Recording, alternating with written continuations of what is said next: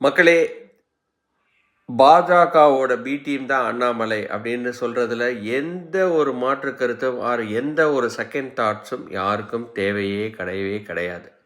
அதில் எந்த ஒரு மாற்று கருத்தும் நமக்கு தேவையே இல்லை.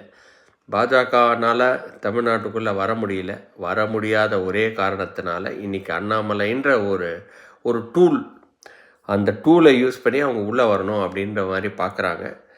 ஸோ இதுக்கு அண்ணாமலையை தடுக்க ஒரே சக்தி யாரால் முடியும் அப்படின்னா அது மிஸ்டர் விஜய்னால தான் முடியும், தாவேக்கானால தான் முடியும்.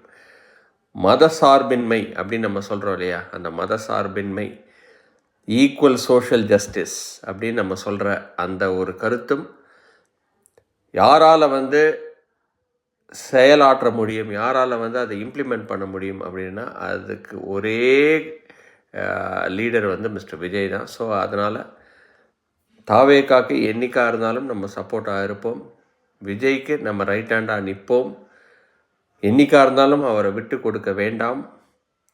திமுக எவ்வளோதான் சோஷியல் மீடியாவில் இப்போதைக்கு ஃபுல்லாக இன்ஸ்டாகிராமில், ஃபேஸ்புக்கில் நீங்கள் எங்கே திறந்தாலும் இன்றைக்கி தாவேக்காவை பற்றி எந்த அளவுக்கு கழுவி ஊற்ற முடியுமோ கழுவி ஊற்ற ட்ரை பண்ணுறாங்க. ஆனால் மக்கள் அதுக்கு ஏமாற மாட்டாங்க. மக்களுக்கு நல்லா தெரியும்,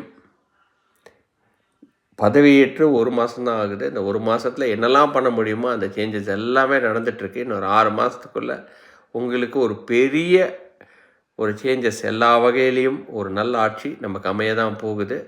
அந்த நல்லாட்சி அமையும் போது அண்ணாமலையும் சரி, திமுகவும் சரி, அதிமுகவும் சரி புஷ்பமாகும் அப்படின்றதுல எனக்கு மாற்று கருத்து கிடையாது. நன்றி, வணக்கம்.